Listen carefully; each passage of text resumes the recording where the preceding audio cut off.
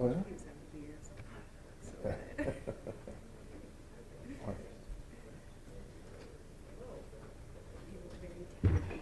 Yeah, he spent a lot of time on the boat. All right. I'll go see. It's time. So, I forgot to ask you, is this a special tie? Is this a sentencing tie? No. Okay. No, we don't need it for today. Yeah.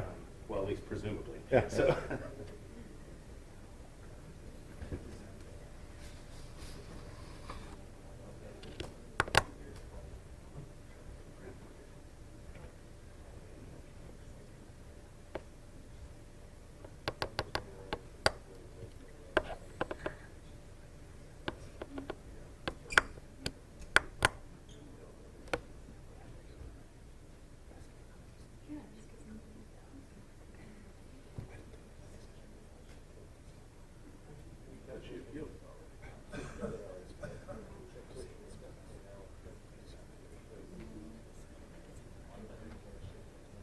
little.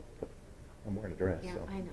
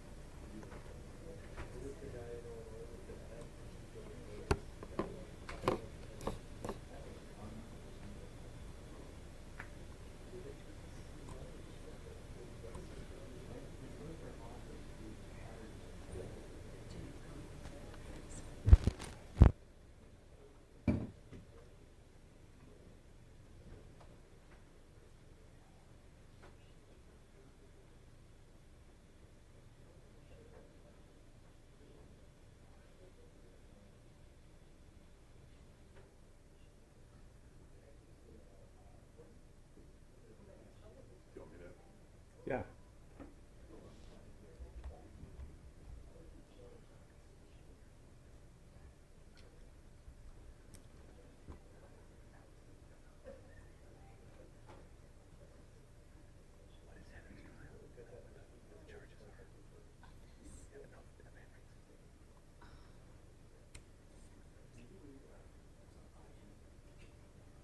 Thank you.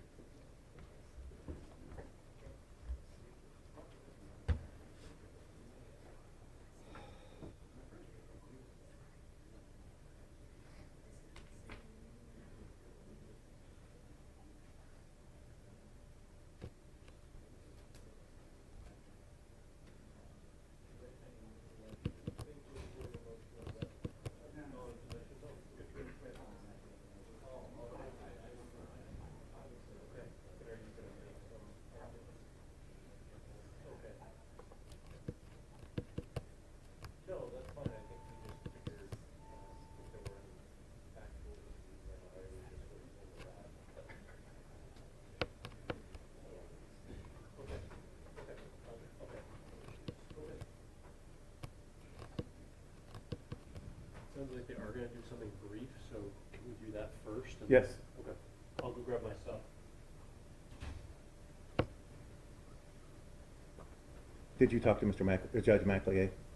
That was him. Yes. It was, yes, Okay. I did, Judge. We have a motion pending in a case that was tried in front of him, so I think he needs to hear that motion, so I'm gonna step down, let him do that, and then I'll come in. But was there an actual motion in it, or is that one that you just got tonight? All right.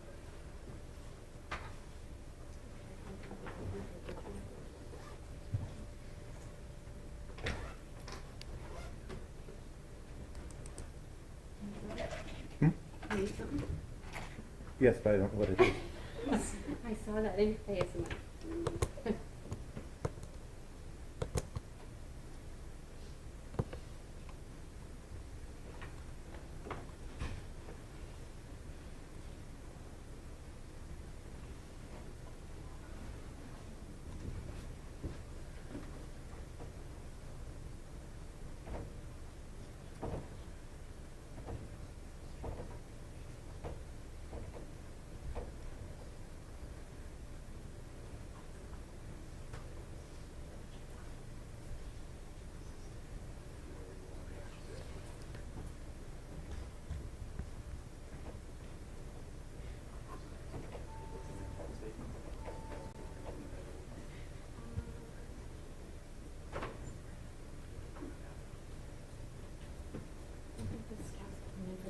That's the daughter. Yeah, I think that's Amy Smith's daughter. Where should she sit? Anywhere.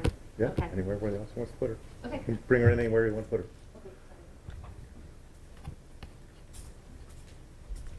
Just get some water up in the dirty box in there.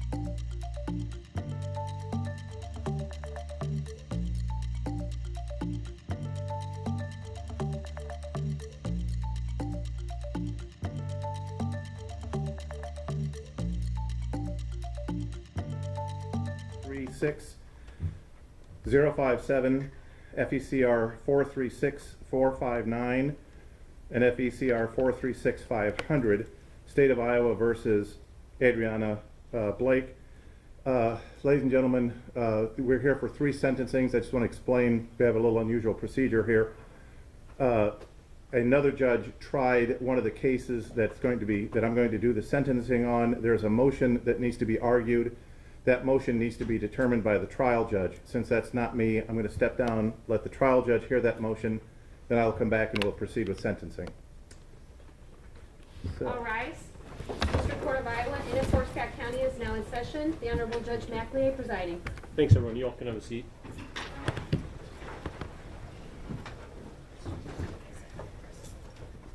So we'll go on the record. We're here in the matter of State of Iowa versus Adriana Blake. We're just proceeding right now in FECR 436057. Ms. Blake is personally present, represented by attorneys Austin Luce and Chris Cragnis, and the state is represented by Assistant County Attorney Richard Kirkendall. As Judge Whirling announced earlier, I was the presiding judge over the jury trial in this case that took place several months ago, and was informed by counsel that there may be a post-trial motion that we thought was appropriate for me to hear, and then depending on that ruling, this matter would or would not proceed to sentencing. So we're going to address that first before dealing with the sentencing on the other cases. Go ahead, Mr. Luce. Thank you, Your Honor. We'll be brief in this argument as we were not the presiding counsel in that trial.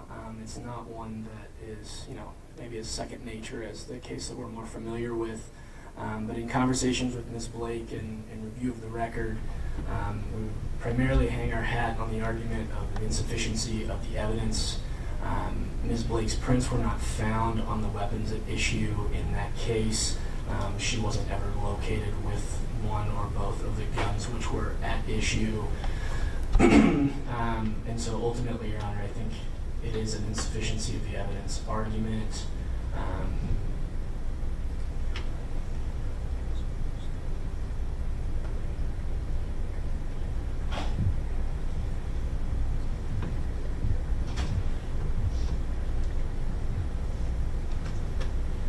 And further, Your Honor, I believe there were multiple photo or multimedia exhibits displayed at trial that may have shown either Ms. Blake or her co-defendant, Mr. Brate, either with a weapon or a gun or some sort of simulation of that.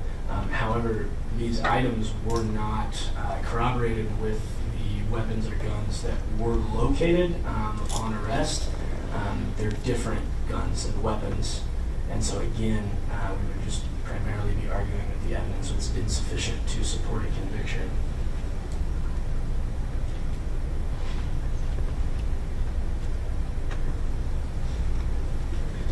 In addition, Your Honor, I believe there was an objection of some sort made to an exhibit at trial in regards to some video that was played, and that the best evidence rule should have been used, or should have controlled the issue at the time.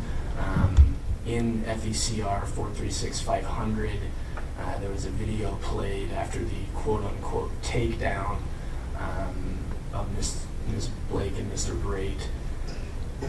Following that video, in that video, Ms. Blake gets out of the vehicle in question on the rear passenger side of the vehicle. It is very evident in angles that were used in the murder trial that Ms. Blake was sitting on the driver's side of that vehicle and only exited out the passenger side after being directed to do so by law enforcement. And so any testimony or evidence that was presented in that trial in regards to this gun being found where she was sitting, we would argue would be inaccurate, and again that the best evidence rule should have allowed the video that was played in the murder trial to be the video that was played in the weapons trial. And on behalf of the state? Thank you, Your Honor.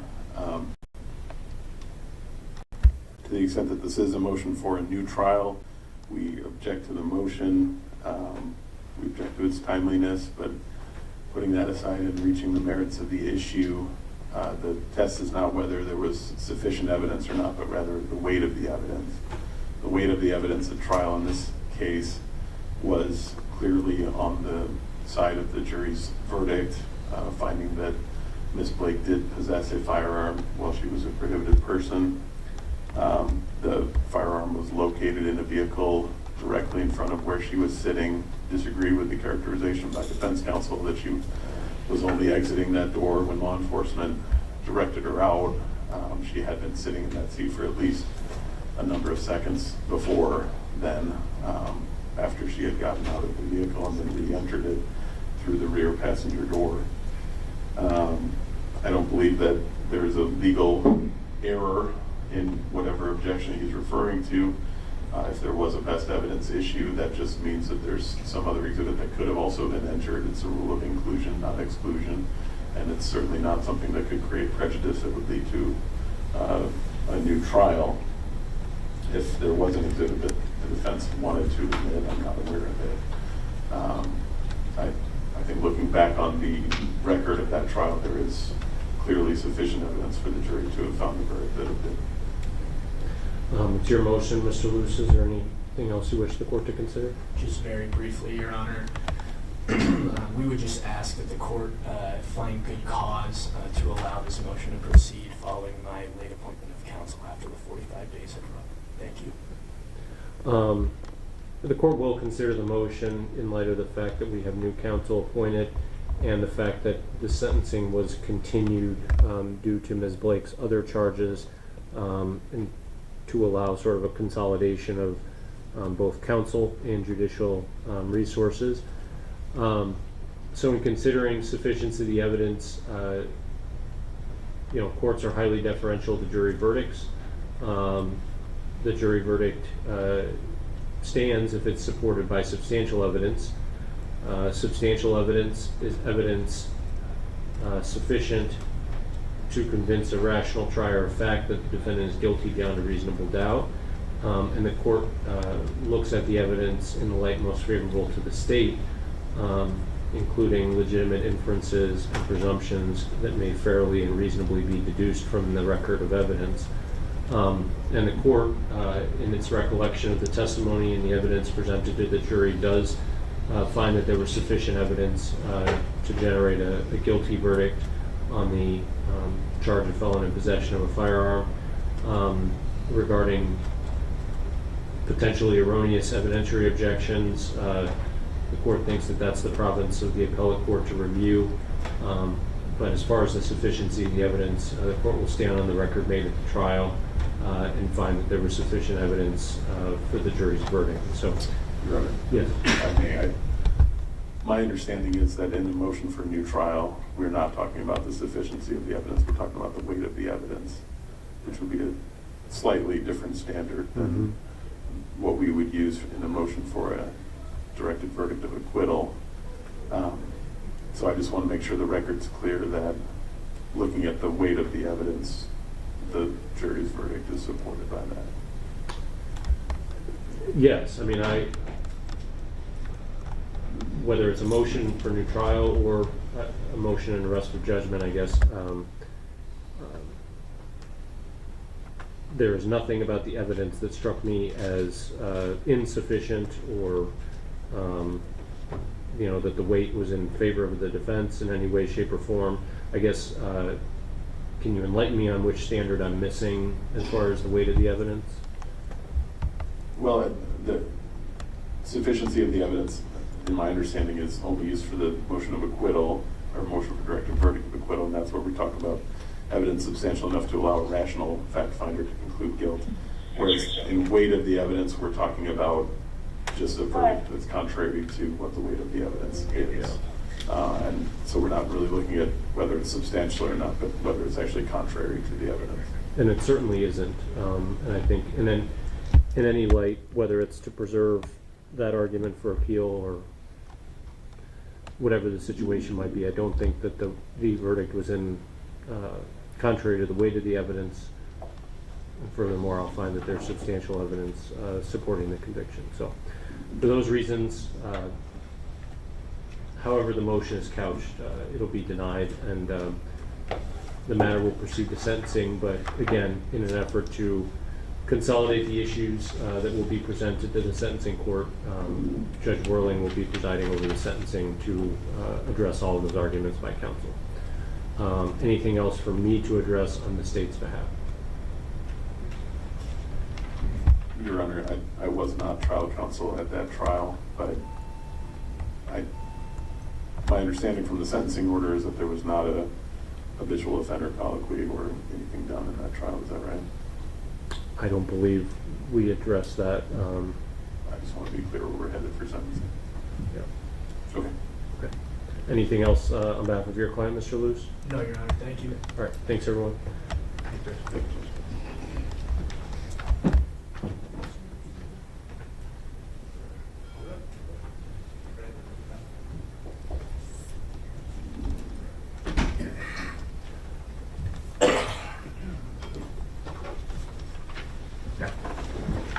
Remain seated, everybody. Thank you. Follow what we're getting up here.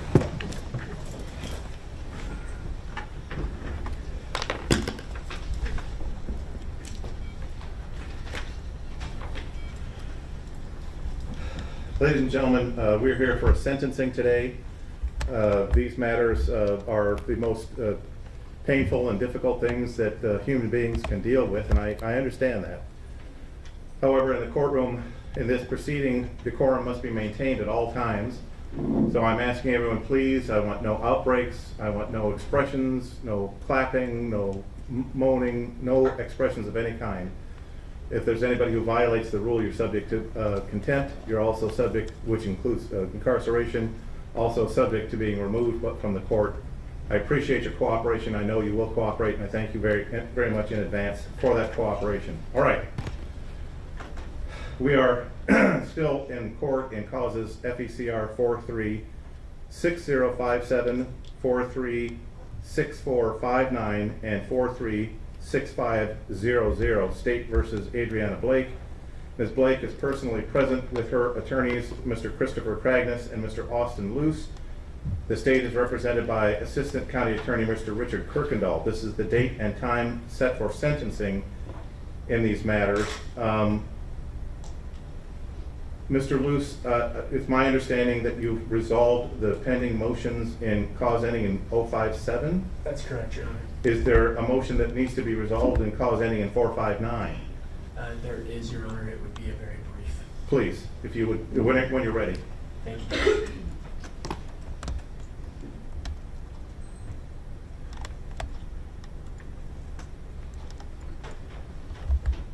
So as similarly discussed with Judge McEllier, Mr. Kragnister, I were not trial counsel at the time for the, what was it, 436059. 436459. 459. All right. Thank you, Your Honor. We were not trial counsel in that case. Back in, I believe, February of this year, Ms. Blake entered into a guilty plea in which she was pled as charged. In conversations with Ms. Blake following that, and apparently in conversations she had with Mr. Smith, who was trial counsel at the time, who filed the motion in arrest of judgment, Ms. Blake was not aware of the potential consequences in which she was facing for the case, for a conviction of the contraband in the jail or the possession of meth's second offense. In addition, Your Honor, Ms. Blake was never given discovery by Mr. Smith in regards to the video footage or things that could have corroborated the evidence or minutes of testimony that enlisted the witnesses who claimed to have seen these things. And so for these reasons, Your Honor, we would just be asking the court to set aside Ms. Blake's guilty plea in this case, and that she could not have provided a factual basis, and that she did not write the factual basis on her written guilty plea. Thank you, Judge. Thank you. What is the state's position, Mr. Kirkendall? Thank you, Your Honor. There was a motion in arrest of judgment filed by Mr. Smith in February of 2025, and basically the defendant's claim that it referred to was that the written plea did not match what had been discussed orally or something to that effect. We resist the motion in arrest of judgment. This was a plea that was made on the eve of trial to plead as charged. The only benefit was not pursuing the habitual offender enhancement. She executed 2 waiver of rights and plea of guilty forms with Mr. Smith on each one of the charges. There was a written plea agreement that she signed and that's filed in the case. And it's not a complicated case. There was methamphetamine on Ms. Blake's person in the jail. There was a substantial amount of video that corroborated that, and that was provided to her attorney. And there's no other reason to think that she was not of sound mind or somehow unable to make the deal that she entered into. Thank you. The issue here is whether or not the defendant knowingly and voluntarily entered into the plea agreement. This matter was a written plea followed by a written sentencing. I don't believe this particular court was not involved in the acceptance of the plea or the sentencing in that case. Mr. Luce, it's my understanding that the plea and the sentencing were all done in writing, therefore there was not an in-person colloquy before the court. Is that correct? That is my understanding as well. Well, there's no sentencing yet, Your Honor. Just the I'm sorry. True. Yes, I'm sorry. Sentencing is scheduled to occur now. The court, having reviewed the plea, finds that it appears to have been properly executed by the defendant. There isn't anything on the face of the documents that indicates to this court that the plea is not in accordance with the agreement of the parties, or that the defendant was unaware of the agreement that she made and the benefit that she was intended to receive on account of that plea. For those reasons, the motion is denied. Mr. Luce, is there anything further in cause ending 459 before we proceed generally to sentencing? No, Your Honor, thank you. Thank you. As to these 3 cases, defense counsel, I'm not sure who will be speaking. Have you had an opportunity to review the PSI with your client? Yes, Judge, but related to 436500, there is a pending motion arrest of judgment and motion for new trial. All right, let's take that up. Thank you very much. Go ahead, counsel. All right, thank you, Judge. Judge, first and foremost, we'll rely on our written motion for the most part, but I would like to identify for the court a couple of main points based on the jury's verdict itself and their answers to the special interrogatories related to whether or not Ms. Blake was armed or possessed a firearm at the time of the main offenses that she was convicted of. The jury had responded no, thereby leaving only a aiding and abetting theory left that the jury could have relied on for the purposes of their findings. Judge, you sat through this month-long trial, as did we. The evidence related to this case and the weight of the evidence certainly rises to the level of preponderance heavily against the verdict rendered, in that evidence may have been presented that Ms. Blake assisted in conduct after things had occurred and assisted Mr. Brait after that point in time. There was zero evidence presented, nor reasonable inferences that could be made related to any conduct up to and including the time periods of these particular offenses, Your Honor. Judge, it's, I believe, pretty well settled that being an accessory after the fact does not one make aiding and abetting. And that is at best what we have in this particular circumstance as it relates to counts 1, counts 2, counts 3, and counts 4 as the main, and as they apply to others, but those would be the ones that we were arguing against for the most part, Judge.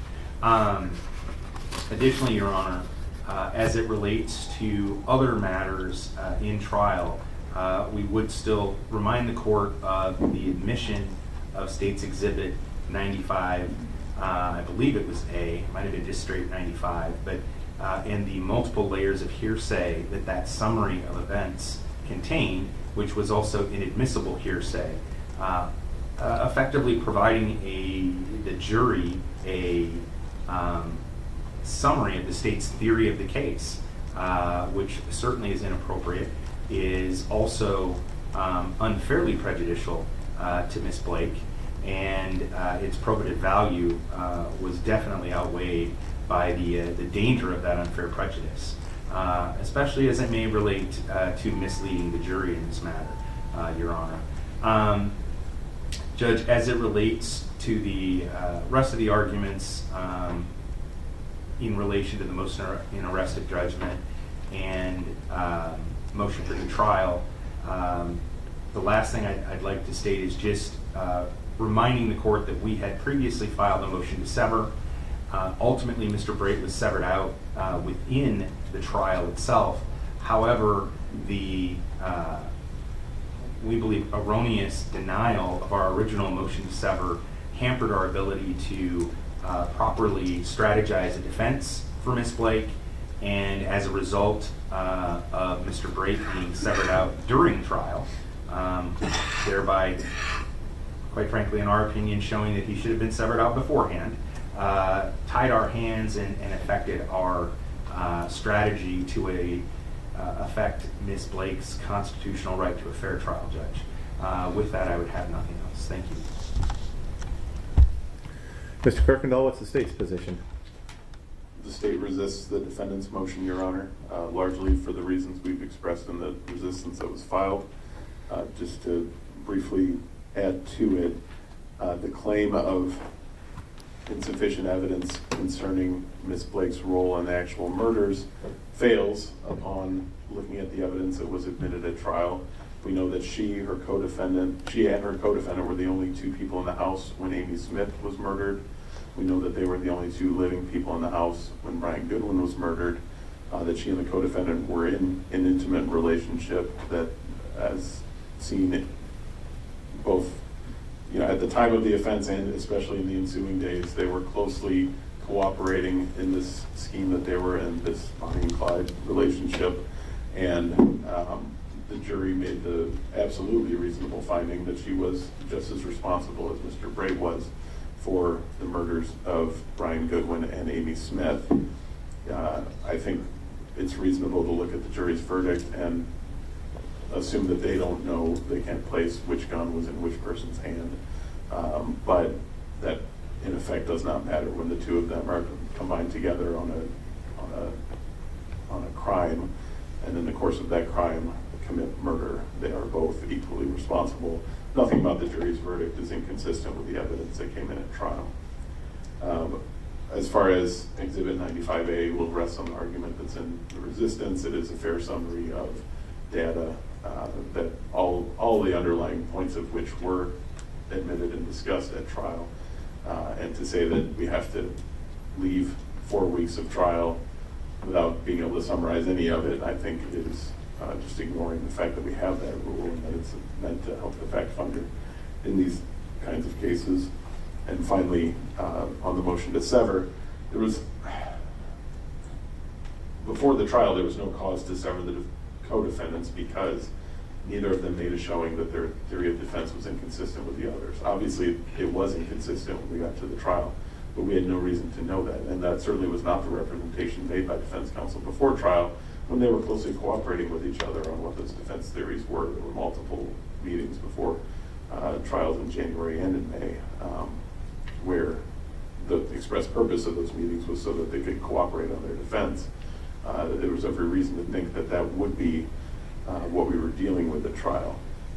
To the extent a severance was necessary, and I believe it was within the court's discretion, but ultimately a discretionary ruling. I don't know that I agree with the court that it was mandatory at the time that James Schick made the statement, but to the extent that the court made that decision, that certainly cured any possible problem from the defendant being tried with her co-defendant. That was still very early in the trial. She had ample opportunity to present her defense in the way that she wanted to. The jury had the opportunity to hear her defense from her at length, and they ultimately rejected that, and rightly so. Thank you, counsel. Taking up the issue of the severance, it's the court's recollection that the severance came about in day 2 or 3 of this month-long trial. The severance, in this court's recollection, arose out of testimony from one of the state's very earliest witnesses who testified negatively about Mr. Brate, which the court felt prejudiced his ability to go forward with a fair trial before that jury. Therefore, the court granted the motion on the record and proceeded with the trial with Ms. Blake. I believe that because of the length of the trial, that the defendant had more than enough time to reconsider the situation with the facts on the ground, because the state had yet before it several weeks of trial before the defense would have the opportunity to go forward. So I think the defense had opportunity. I also want to comment that I've read both the motion and the resistance. There are comments in the motions regarding the accuracy or efficacy of this court's ruling. The court understands that particularly for the defense, they are fulfilling their ethical obligation to zealously represent their client within the bounds of the law. And I just want to put this on the record. I take no offense whatsoever at any statements or assertions by the defense that this court erred in any ruling that was made during the trial. I understand that the defense has that obligation and duty to execute, which I think that they have done professionally. In weighing the objections raised by the defense, the court does not believe that they substantially affect the defendant's right to a fair trial before the jury. The interesting aspect of this particular trial, this court erred in its preparation of one jury instruction, which was jury instruction for count 8, which was the second of 2 charges of going armed with intent. The court erred by neglecting to add the or aiding and abetting language to that particular instruction, and the jury acquitted as to that particular charge because aiding and abetting was not a theory available to them to convict on that particular charge, which in this court's opinion, I think substantiates the thoughtfulness and consistency of the verdicts generally. I agree with the defense. I think that the jury's theory of guilt in this case was an aiding and abetting theory, and because of the error in Instruction 8, they could not find aiding and abetting and acquitted, as they should have, which suggests, at least to this court, that the jury was consistent. They were detailed and paid careful attention to the law, the facts, and the instructions that were given to them.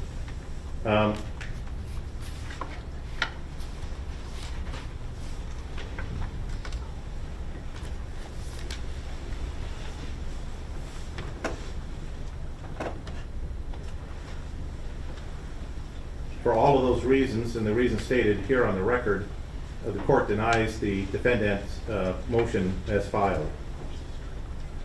Do we have an issue? Just 1 second, Judge. Certainly.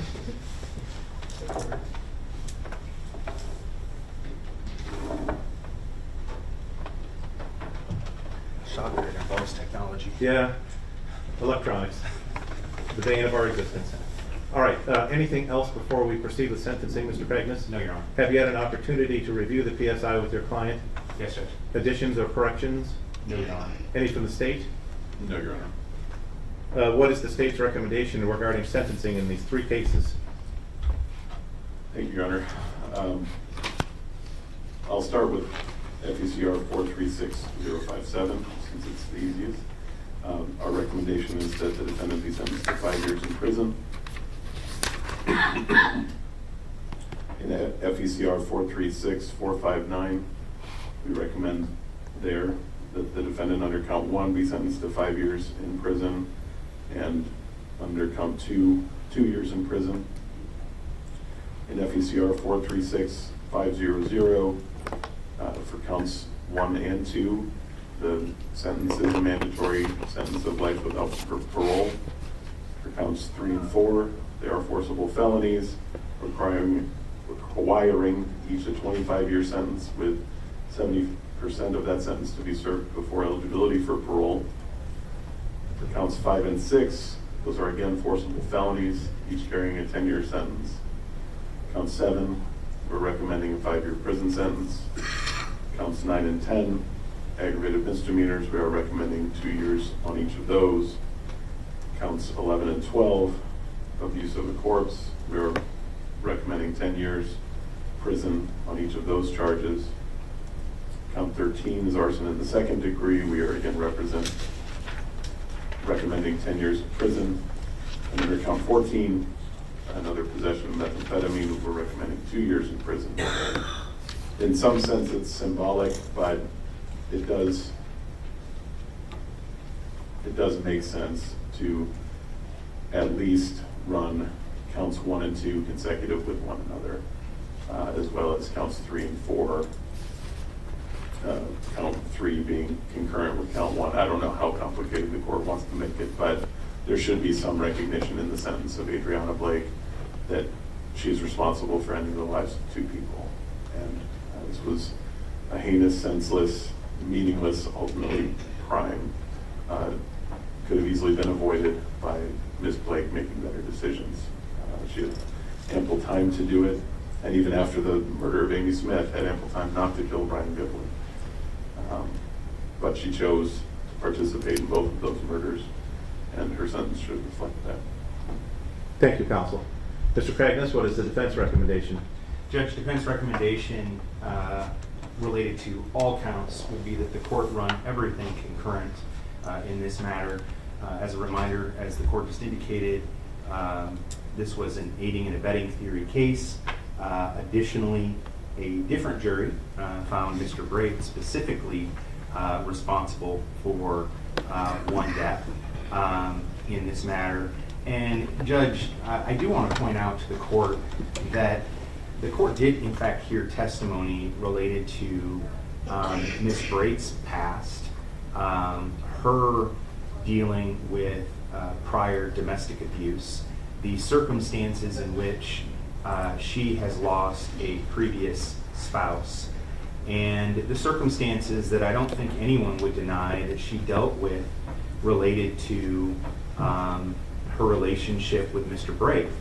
I always find it ironic in these cases that domestic violence victims are only victims when they are within the courtroom as an actual victim, and they're not victims when they happen to get roped into a circumstance with somebody that's committing violence upon them. That is never lost on me, that distinction that the government always seems to make.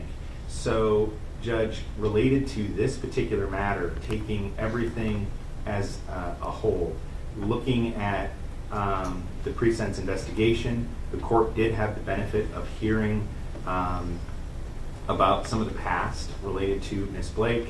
Additionally, this court heard testimony from an expert witness related to effectively being a survivor and doing what was necessary to be a survivor, coupled with the fact that Ms. Blake obviously had an addiction problem at that time that it seems as though Mr. Brate was happy to feed and assist with. And I don't want to use, I guess, non-artful terms, but doing anything more than running these matters concurrent that all came out of the same facts and circumstances, same incidents, certainly not separated by any type of substantial length of time, would effectively and simply be piling on, Your Honor. So with that, Judge, we would ask the court to run these matters concurrent and run all matters concurrent on this, as that would be the appropriate sentence for the court to enter. Thank you. Thank you, Mr. Cragnis. Mr. Kirkendall, are there persons who wish to exercise the rights of victims to present at this time? There are, Your Honor. I would ask that they follow Ms. Blake's allocution. I'm sorry, I meant to do that. Thank you. Mr. Cragnis, does your client wish to address the court? That is the proper order of things, and I apologize. Your Honor, can we take a 5-minute break? Okay, we'll take a 5-minute recess. Thank you, Judge.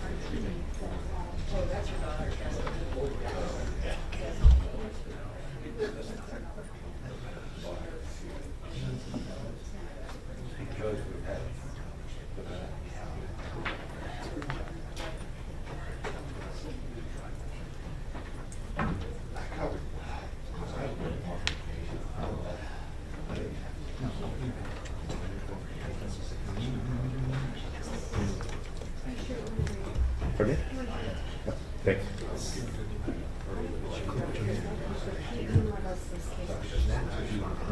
Do you want them?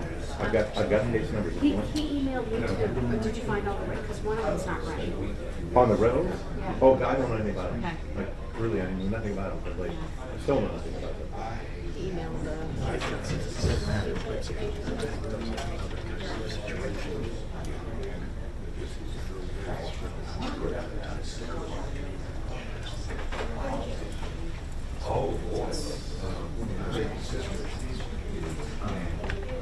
Mr. Luce, are you guys appointed to represent her on these rebels, whatever they are? 'Cause I haven't even looked at it. I don't think so. Okay. Well, if not, I want to make sure you guys get paid. We will. Okay.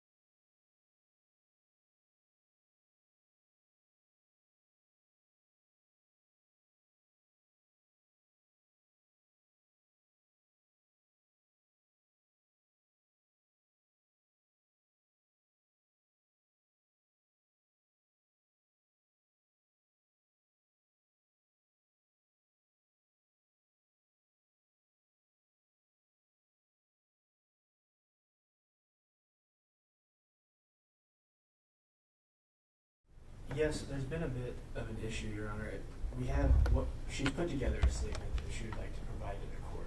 The issue, however, is that it did not get printed off for her to read, and so she may be using my laptop screen unless we can get that printed for her. I'm fine with her using your laptop screen.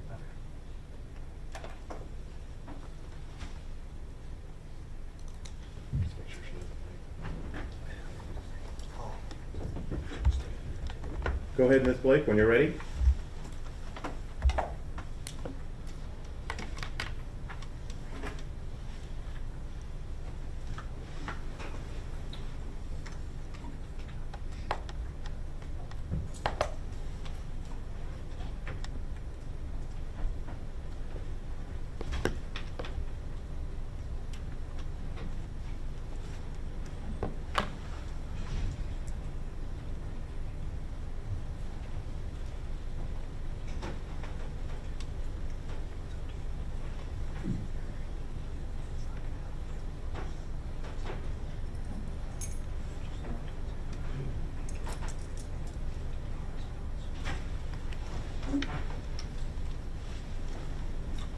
I'm ready, Your Honor. Go ahead, Ms. Blake. Can you hear me? Okay. As our losses have impacted all of our lives, I would like to begin with a moment of silence, remembering all of the lives that have been taken and those still suffering, including the alcoholics and addicts fighting their battles every day.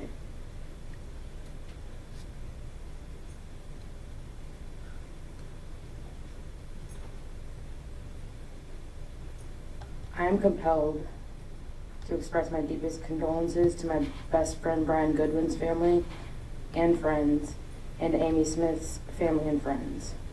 I know your pain, and I am deeply sorry. I too hurt from these losses, along with the loss of my own loved one under very similar circumstances. I know what it's like to be left with no answers, the haunting what ifs and whys. Why did this happen? Who is responsible? Why are we left in the dark? These questions never leave me, and I live with them every day. I must also admit this. I am not guilty. I am not the monster that some of you may believe. I am both innocent and I am a surviving victim. Some of you may see me as a culprit, others as a young woman who escaped death. But I can tell you justice has not been done. Why are the women not getting justice? What does justice even mean if the truth is ignored? The state was satisfied with a forced confession and inconsistent evidence. The jury itself said I was not armed with a firearm. They were right. I never had one. There were no fingerprints, the ballistics inconclusive, and yet I was still found guilty. If Devin was acquitted on multiple other charges and I was unarmed, well, that math just doesn't add up. And still, I'm called guilty. This injustice is not just mine, but Amy's and Brian's, and every woman who has been denied true justice. The public only sees what they're allowed to see. That is manipulation. Many of you are as confused as I am, and whether you admit it or not, a shadow of doubt remains. This letter is for Brian, for Amy, for my child, for my family, but most of all, it's for myself. More than 2 lives were taken, and countless others destroyed.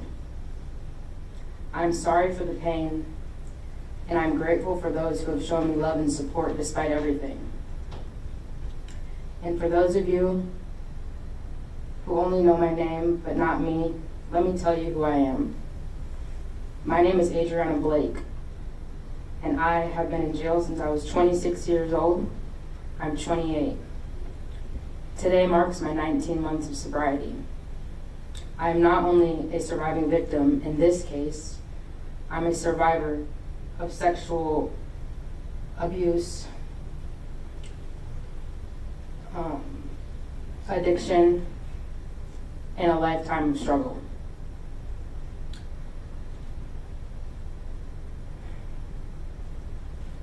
Addiction is a disease that shaped my life from a young age.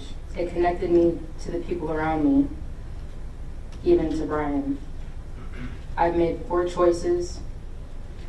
I've been in and out of the system, and I accept responsibility for those mistakes. But I am not a violent person. Every one of my past convictions was theft-related or drug-related. Not violent, not domestic. I'm a lover, not a fighter. Even here, I have worked hard to change my life. I have earned my high school diploma. I have completed over 200 programs, deepened my faith. I have a sponsor. My resilience and sobriety have opened my eyes. I am not who I was a year ago. My addiction does not define me. My mistakes do not define me. I define myself. I am a mother, a daughter, a sister, an aunt, and yes, a survivor. My story is not over, and I will not give up. I will continue to fight for justice and truth. Brian will always hold a piece of my heart. Amy deserves truth and justice, just as I do. Until that happens, none of us, family, friends, or community, will ever truly be free. The doubts will continue to haunt us. I am Adriana Blake. I am innocent, and I am a survivor. That is what I've written, but I would also like to say I do have condolences again to Sarah and Caleb Goodwin, again to Brian's family and friends, as well as to Olivia Smith and Sally Smith.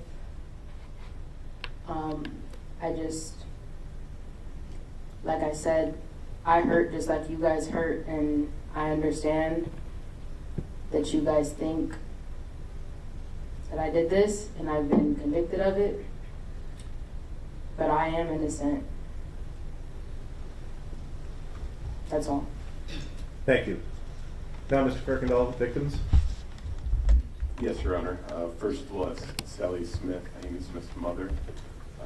She's also asked that I publish this photo for the court, if that's all right. Very well. Ms. Smith, if you'd come forward, please.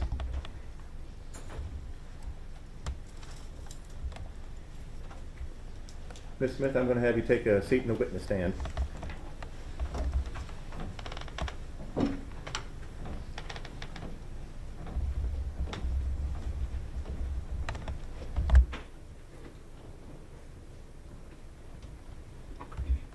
Amy's beautiful family.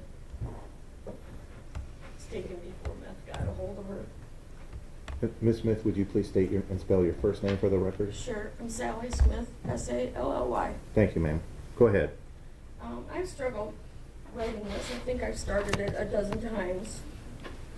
I guess I'll just start by saying how this has affected me and my granddaughter, Violet, Amy's youngest child. She's 14 now, 12 at the time when her mother was taken. I have been her guardian since she was 4 years old, but the last 2 years have taken its toll on us both. She has been diagnosed with depression. She has anxiety. She missed so much school in 8th grade. Her grades suffered.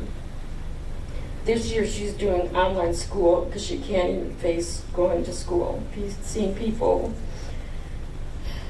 I suffered a stroke on June 19th of 2024, 8 days after Amy's memorial service. Spent 4 days in the hospital and months of physical therapy.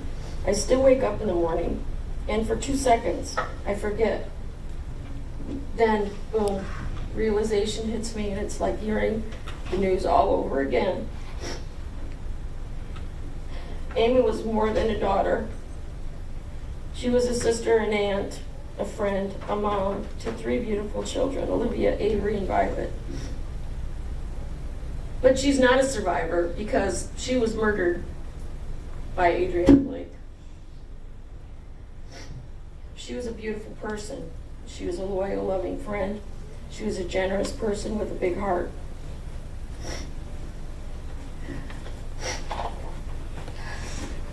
I know she was going to get better and off the drugs and reconnect with her family. Her friends will tell you she was the best friend they ever had. Thank you. That can never happen now because they stole that from us. I thought I would have more time to reconnect, to laugh, to hug her, to tell her I love her. I hope she knows. Violet will never be the same. She doesn't ever want to leave the house now. She spent as much as 3 months without going outside. Fear, anxiety, and depression have taken over. I only hope with therapy she will overcome. So when you take someone's life, it affects a lot of people and you had no right. You had no right. That's all we got. Thank you, ma'am.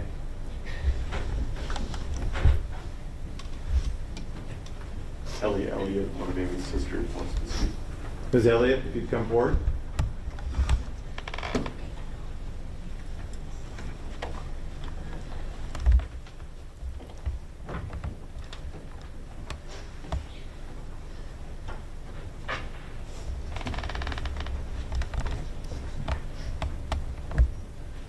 And likewise, Ms. Elliott, would you spell your first and last name just to be sure we have it for the record?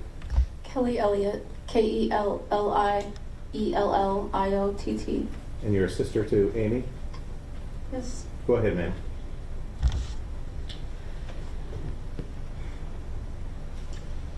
My sister Amy and I were not necessarily on speaking terms, and it had been that way for the past 10 years. During that time, she became addicted to meth. In her active addiction, she lost pretty much everything. She lost her children, she lost her family, and she lost her way. She chose this life, a life of not having a stable place to stay, being court ordered to stay away from her children, committing crimes, going to prison, and losing all the relationships, the real ones that were built on unconditional love of sisters that had been built over a lifetime. I have wanted so badly to reach out to her after she was released from prison. I think I thought I could save her because I am her big sister and I should know what to do. I never sent that message, I never asked, and it will be my greatest regret in life. I never thought that there would be no more tomorrows, no more chances to make it right. I so desperately wanted to see my sister when she was sober and in recovery. I kept saying to myself, I will call her. I will reach out to her. I will invite her to lunch. I will show her that she has a family that wants her, that wants to support her, that misses her. And I wanted to tell her that I love her.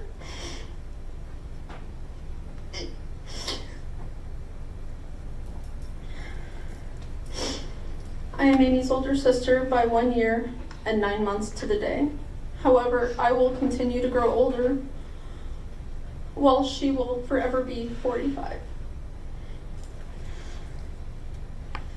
As sad as it is to say, my job in a way kept my walls up, kept me on alert, and made me stay away, even though I wanted so desperately to believe that my sister my friend was still in there somewhere.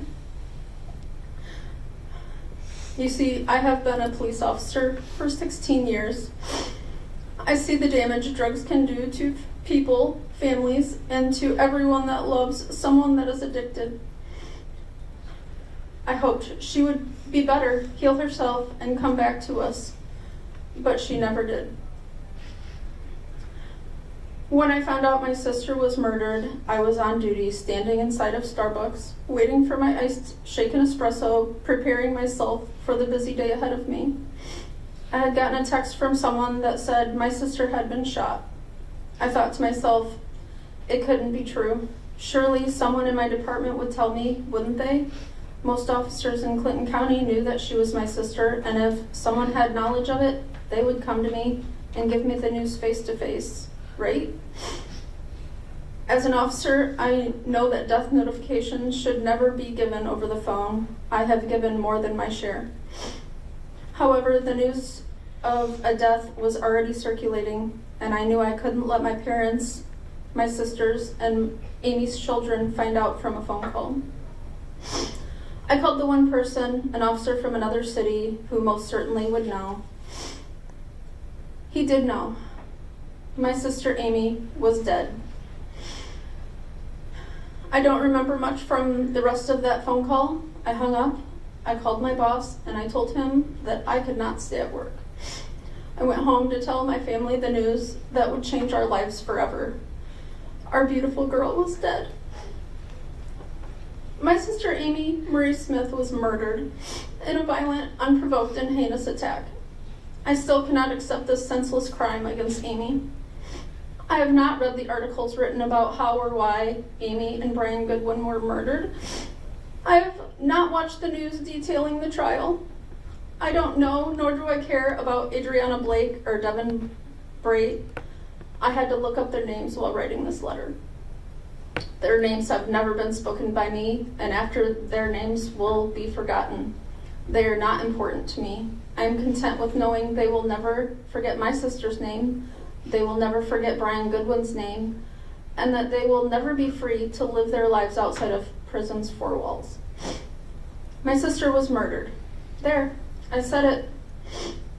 You cannot imagine how hard it is to truly accept this reality. Those 4 words, my sister was murdered. The sentence is short, but it says so much. It's both a beginning and an end. It's the beginning of the life I live now, forever without my sister Amy. It is also the end of my sister's hopes and dreams, the end of her breath, the end of her life, the end of hope for her recovery, the thief of her future. For me, it's the beginning of my regrets. It's the beginning of the what could have beens. It's the beginning of knowing my sister was tortured, shot, and set on fire. My sister Amy was so mortally wounded that my mother could not see her beautiful daughter one last time because she was missing parts of her face and head and had to be cremated. My beautiful, kind, and loving sister was unrecognizable. It's now the beginning of seeing my beautiful sister only in my nightmares. It's the beginning of waking up night after night in a cold sweat, crying, and not being able to save my sister. My sister Amy had a beautiful soul. She was a free spirit, lover of nature, explorer of the unknown. She loved her children fiercely. Even through all her struggles, my sister Amy remained true to herself. She was kind and deeply caring, always putting others first. Her selflessness knew no bounds. She would never let anyone go without, even if it came at her own expense.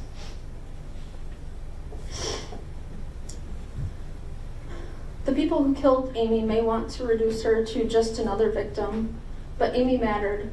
She was a mother of 3, a daughter, a sister, and a friend. Her life had value, and while I will not give weight to the names of those who killed her, I take comfort in knowing that they will never forget her name. They will never forget Brian Goodwin's name, and they will never again live free outside of prison's walls.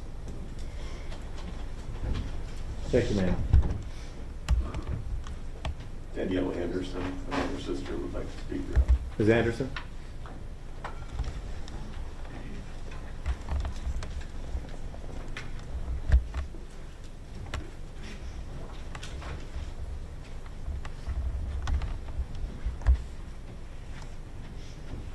And Ms. Anderson, would you spell your name for the record, please? It's Danielle, D-A-N-I-E-L-L-E, Anderson, A-N-D-E-R-S-E-N.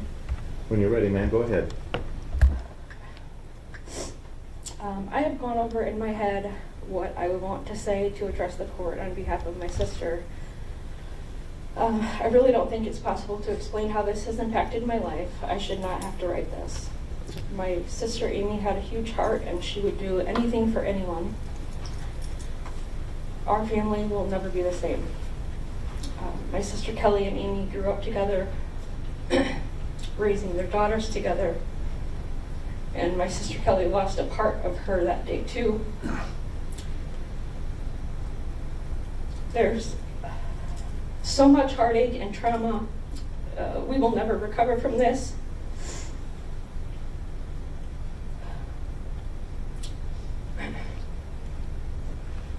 I am a 911 dispatcher for Clinton County, and it's very traumatic to take calls, and you don't ever think it will happen to you, and then it did. I spent a lot of time thinking about what she was thinking about before her life was taken, how scared she must have been, and how much she suffered. I can't stop thinking about her beautiful body and what abuse they did to it. I have heard and read a lot about the trial, and I have seen the video of Blake wearing tactical gear, holding guns, and admitting to killing my sister and her friend Brian.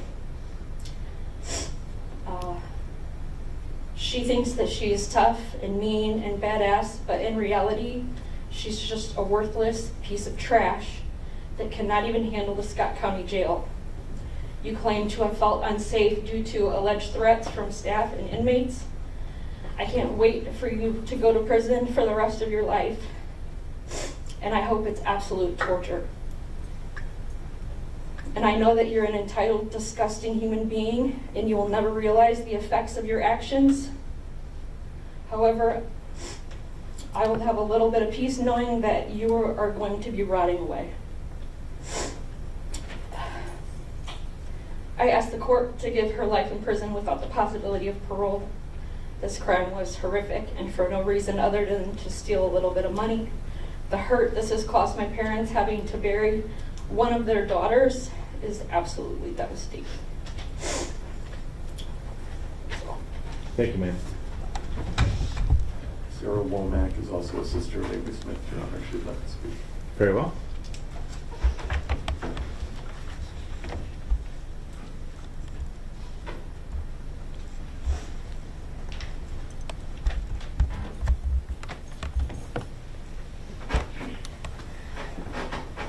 Look at it.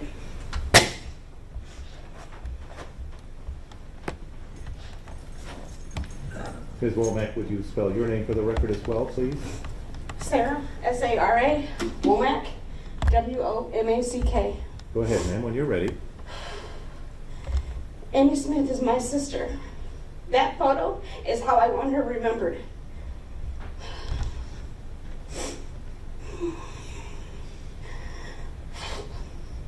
I too had a strange relationship with my sister because of her life choices. But she still remained my baby sister. I'm the oldest of 4 girls. My love for her endured regardless of the distance between us.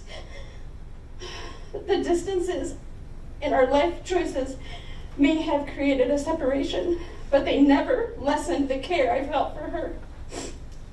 Amy's choices led her to estrangement from most of our family and brought her in and out of jail or prison. While these decisions were difficult for us to accept, they did not change the love we held for her. I always wished and prayed for her to find her way and build a better future for herself.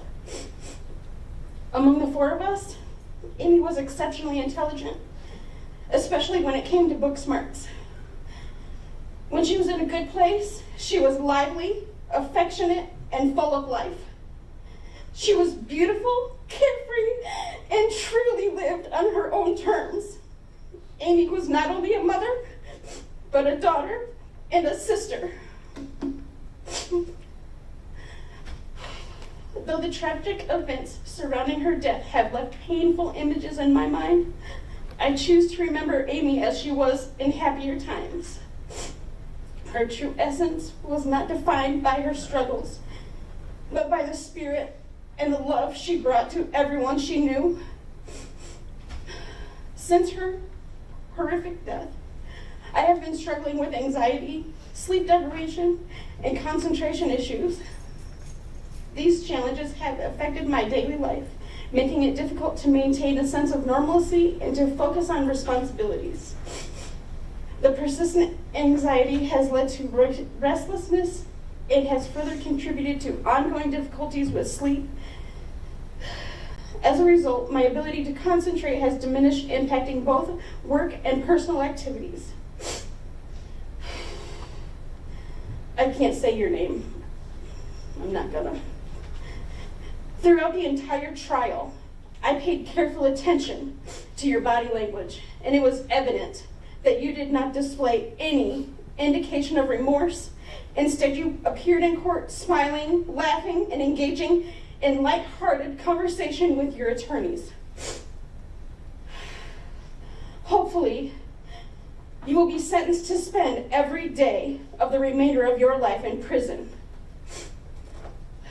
This outcome stands as the furthest measure of justice available to our families, according to the law. Yet, in my view, it falls short of true justice.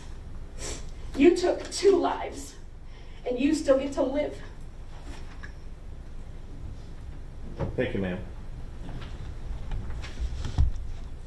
Olivia Smith is here, Your Honor. She's Amy Smith's daughter. She would like to speak. We'll have her testify from there. You can read your statement from there, ma'am. Your Honor, can I help her? Sure.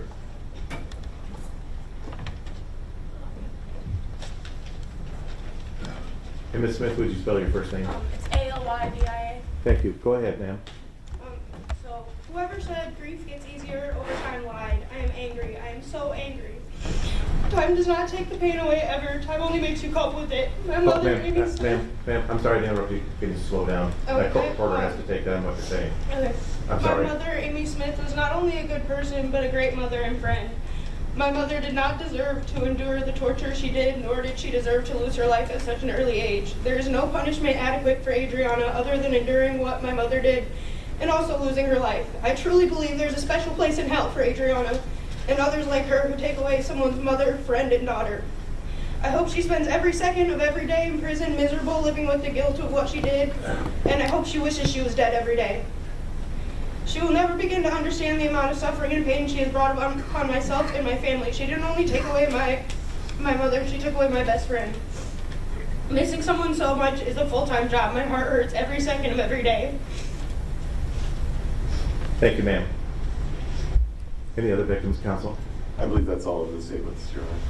Thank you. The court has heard the statements of counsel, the statements of the defendant, and the statements of the victims in this matter. Very powerful statements of the victim. Ms. Blake, listening to your allocution, I'm struck by your wallowing self-pity and your attempts to paint yourself as the victim in any way that you possibly can. You're the victim because you're a woman. You're the victim because you suffered domestic abuse. You're the victim because justice was unfair. Ma'am, you're not the victim, you're a murderer. And today you're going to receive justice that you should receive.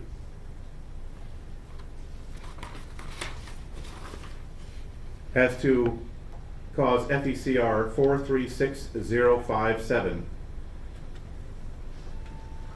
it is the judgment and sentence of the court that as to count 1, the charge of a felon in possession of a firearm, that you be sentenced to the Iowa Department of Corrections pursuant to 902.3 and 902.9 for a period not to exceed 5 years, and that you pay the minimum statutory fine of $1,025 as to cause FECR 436459, count 1, possession of contraband in a correctional facility, is the judgment and sentence of the court that you likewise be committed to the Iowa Department of Corrections for a period of 5 years and pay the minimum fine of $1,025. As to count 2, possession of methamphetamine second offense, is the judgment and sentence of the court that you be committed to the Iowa Department of Corrections for a period of 2 years and pay the minimum fine of $830. As to all 4 of these offenses, you will also pay the 15% surcharge as assessed by the clerk of court. And as to all 4 charges but for count 2 in cause ending in 459, you will provide a DNA sample as required by statute. Your Honor, before we leave that one, I think you said $830 for the fine on count 2. Yes. Could we make it $855? I'm sorry, $855. I had the wrong number. Thank you, counsel. $855 fine. Pursuant to the terms of the plea agreement entered in cause ending in 459, sentences for counts 1 and 2 will run concurrent to the sentences entered in 436057, and the revocation sentences yet to be determined in cause ending in 076, 322, and 211. Those matters to be taken up at the close of sentencing here.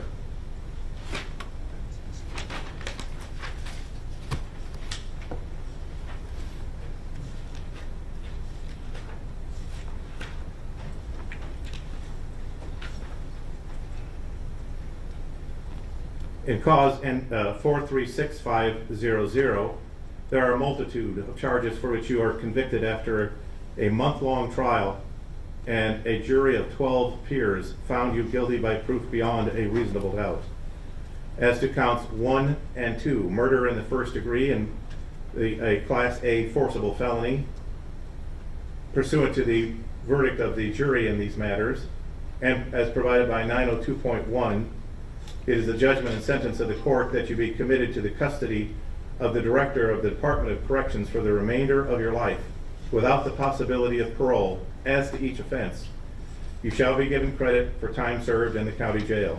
Pursuant to Iowa Code Section 910.3b, because you are convicted of a felony that resulted in the death of another person, you are ordered to pay the victims Amy Smith and Brian Goodwin, their estates, the sum of $150,000 to each estate.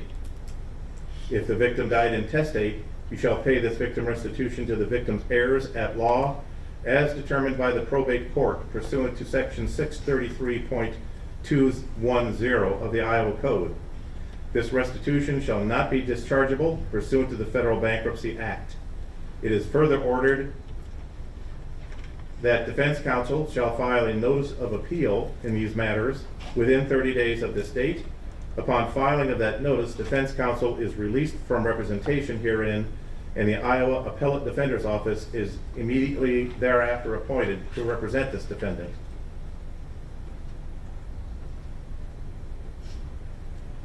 Due to the indigency of the defendant, it is ordered that a transcript of all proceedings in this matter be made available to the defense counsel at the expense of the state. In addition, the defendant shall provide a DNA sample as required by statute in this matter. There is no fine and no surcharge as to counts 1 and 2. As to counts 3 and 4, the robbery charges, it is the judgment and sentence of the court that as to each offense you be committed to the Iowa Department of Corrections for a period of 25 years. You will pay a fine you will pay no fine, there is no surcharge, but you will provide a DNA sample. The court is required by statute to determine whether you will serve 50 to 70% of the maximum of that sentence before you are otherwise eligible for parole. As to these charges, it is the determination of the court that you shall serve the maximum 70% of these sentences before you are eligible for parole, as to these two charges. Counts 1, 2, 3, and 4 shall each be served consecutively, one to the other. The reason for these consecutive sentences is to protect the public, also based on the horrific nature of these offenses, also to determine the criminal activity based on the defendant's age, character, and propensities for reform, and in particular, her lack of remorse and her refusal to admit guilt as to these crimes. As to counts 5 and 6, is the judgment and sentence of the court that you be committed to the Iowa Department of Corrections for a period not to exceed 10 years, that you pay the minimum fine of $1,370, a 15% surcharge, and provide a DNA sample as required by statute. As to count 7, it is the judgment and sentence of the court that you be committed to the Iowa Department of Corrections for a period not to exceed 5 years, that you pay the minimum $1,025 fine, the 15% surcharge assessed by the court, and provide a DNA sample. As to counts 9 and 10, it is the judgment and sentence of the court that you be committed to the Iowa Department of Corrections for a period of 2 years, that you pay the minimum fine of $855, the 15% surcharge assessed by the clerk, and provide a DNA sample. As to counts 3 and 4, 5 and 6, 9 and 10, the sentence imposed herein is as to each offense individually, just to be clear in the record. As to count 11 and 12, likewise, as to each offense, it is the judgment and sentence of the court that you be committed to 10 years as to each offense, that you pay the minimum $1,370 fine, 15% surcharge, and provide a DNA sample. As to count 13, it is the judgment and sentence of the court that you be committed to the Iowa Department of Corrections for a period not to exceed 10 years, that you pay the minimum $1,370 fine, the 15% surcharge assessed by the clerk, and provide a DNA sample. And lastly, as to count 14, it is the judgment and sentence of the court that you be committed to the Iowa Department of Corrections for a period of 2 years. You pay the minimum $855 fine, the 15% surcharge, and provide a DNA sample as required by statute. Does the state take a position as to waiving these fines?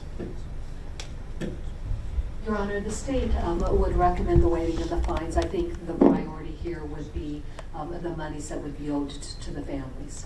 The court agrees, based on the motion of the recommendation of the state, all fines as indicated are waived. The reason for this waiver is so that all monies paid by this defendant will first go to pay victim restitution, which is the higher priority in this matter. The court agrees. Concerning victim restitution, Your Honor, there is an additional amount that's been paid out by the Crime Victim Assistance Program that we'd ask to be reimbursed.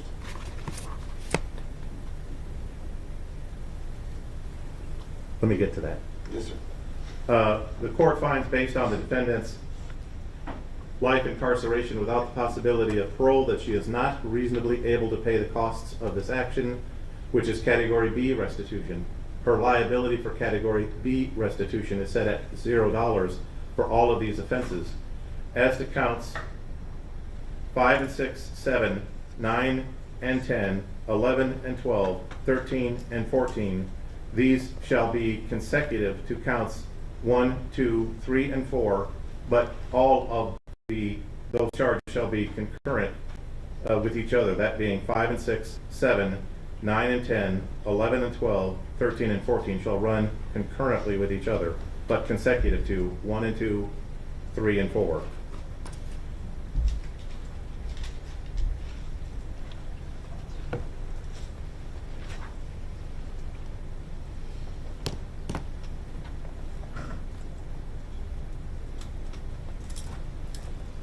The court notes that there are 2 requests for Category A restitution that were just filed that are still pending in the docket. Is the state ready to go forward on the issue of Category A restitution at this time, or do you need 30 days to gather your information? I believe we have up-to-date claims, Your Honor.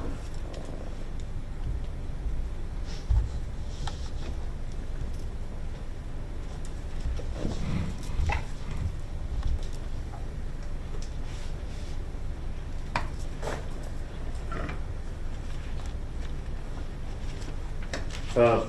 Kirkendall, prior to this morning, I believe the total of Category A victim restitution was $9,351.90. Has that been increased?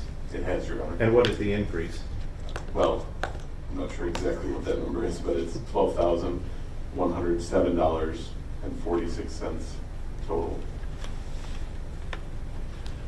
Mr. Cragness, does the defendant agree to Category A restitution of $12,107.46? Judge, we'd agree that those were the filed amounts by the state. Without making any concessions related to that, we would also agree that the court could properly consider those matters as filed and as claimed. Very well. The court finds Category A victim restitution is set at $12,107.46 as set forth in the claims for restitution filed by the state in this matter. We'd also ask, Your Honor, that instead of going through the probate court, we list the names of the heirs for each of the families. It makes it somewhat easier when they're getting paid. All right, go ahead, counsel, if you know them. Yes, Your Honor. For Amy, And these are intestate heirs. they are, Your Honor. Thank you. For Amy Smith, it's her 3 children, Olivia, Avery, and Violet. And we'll provide their addresses to the clerk. For Brian Goodwin, his wife, Sarah Goodwin, is entitled to 1/2 of the restitution. And then he has 2 children by a different mother. That's Caleb Goodwin and Seth Goodwin. And they would receive the other half. Correct. Thank you.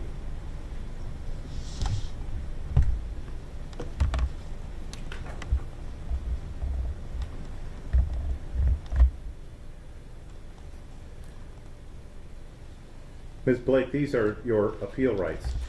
You have the right to appeal your sentence to the Iowa Supreme Court. To do so, you must file a written notice of appeal with the clerk of court within 30 days from today. Failure to file a notice of appeal will be deemed a waiver of your right to appeal, and you will lose that right. If you want to appeal and you are indigent, you can make application for a court-appointed attorney and a transcript of these proceedings at the expense of the state. However, all of this must be done within the 30-day time limit that I have just mentioned. Again, Ms. Blake, your current counsel is remaining appointed to represent you until they file the notice of appeal. At that time, they are released and the public defender's office will be appointed to represent you.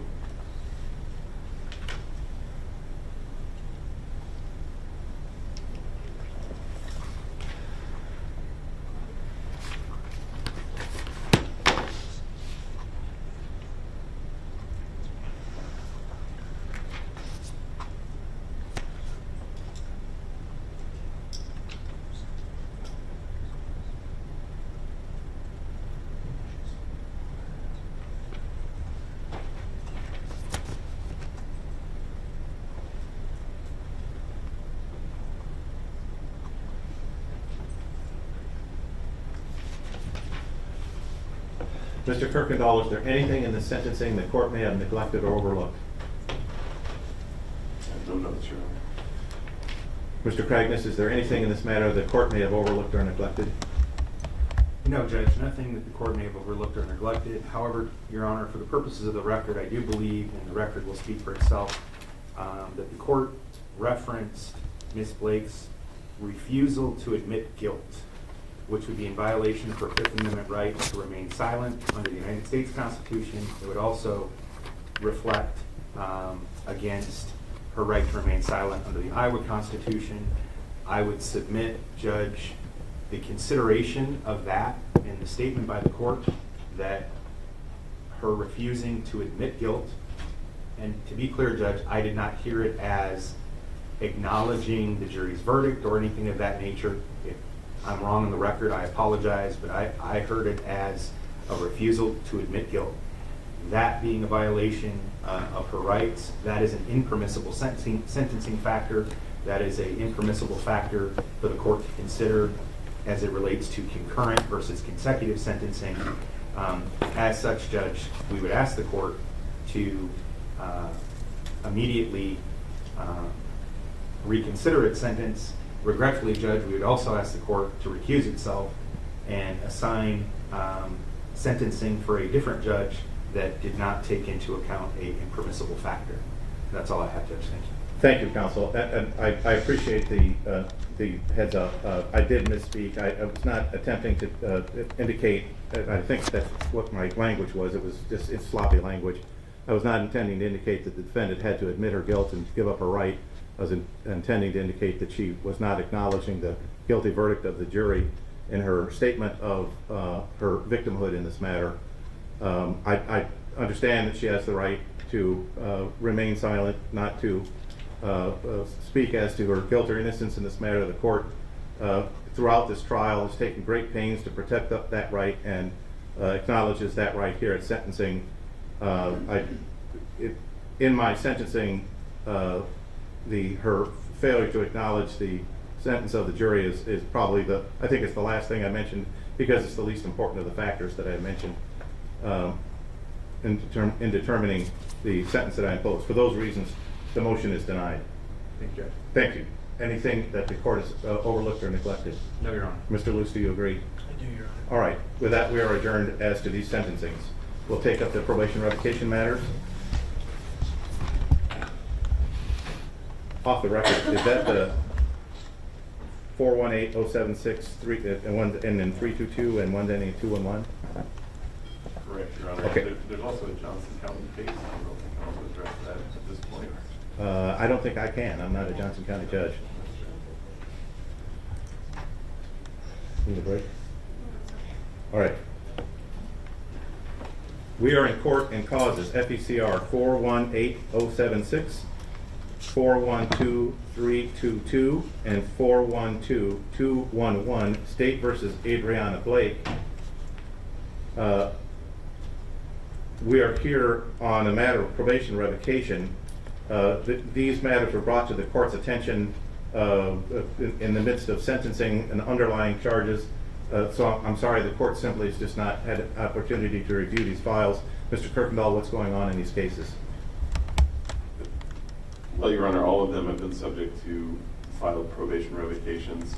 The state is proposing that the court find that the defendant has violated her probation in those cases and unsuccessfully discharge her from that probation. Thank you. Mr. Cragness, have you had an opportunity, or Mr. Luce, to discuss these matters with your client? Yes, Judge. Mr. Luce? Mr. Luce? For him? Yeah, it would be so stipulated, Your Your Honor. collar. There you go. It'd be so stipulated, Your Honor. Thank you. The court accepts the defendant's stipulation and finds that she admits to violating the terms of probation in each of these offenses. What is the state's recommendation as to disposition? Unsuccessful discharge from probation. Is that stipulated to by the defense? It is, Judge. The court adopts the stipulation of the parties and unsuccessfully discharges the defendant from probation in each of these matters. It is further ordered that counsel is discharged 31 days from today's date in these matters. Did your